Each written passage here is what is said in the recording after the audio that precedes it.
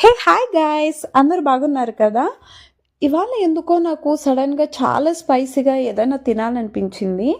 అందుకే వెంటనే కిరాణా షాప్కి వెళ్ళి బొరుగులు తీసుకొని వచ్చి మా స్టైల్లో విచిత్రంగా ఈ పచ్చికారం బొరుగులు మా వదిన గారు చాలా ప్రేమతో చేసి పెట్టారండి. మరి అది ఎలా చేసామో మీరు కూడా చూసి ఎంజాయ్ చేయండి. కారాన్ని మిక్సీకి వేసుకుంటే టేస్ట్ కనిపించదు. రోలు కింద దంచుదామంటే బయట సూర్యుడేమో మండిపోతున్నాడు. అందుకని ఇలాగ ఇంట్లోనే పప్పు గుత్తితో ట్రై చేస్తున్నాము. మొదటిగా పాత్రలో కాస్త రాళ్ళ ఉప్పు, తగినన్ని పచ్చిమిర్చి వేసుకొని ఇలా కచ్చాపచ్చగా దంచుకోవాలి. తర్వాత తగినన్ని వెల్లుల్లి రెబ్బలు, పెద్దగా కట్ చేసి పెట్టుకున్న ఉల్లిపాయ ముక్కలను వేసుకొని బాగా దంచాలి. తర్వాత కాస్త కొత్తిమీరను వేసుకొని కారమంతా బాగా కలిసేలాగా మరోసారి దంచాలి.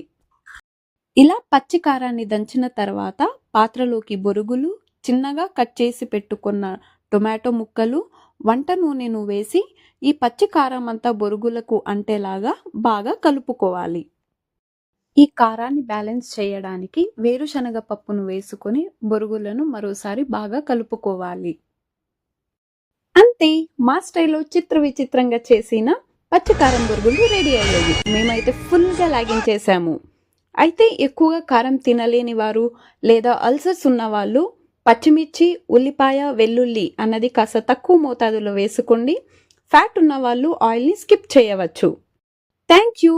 I hope you all like this video and I hope the support from you all may continues. Love you all.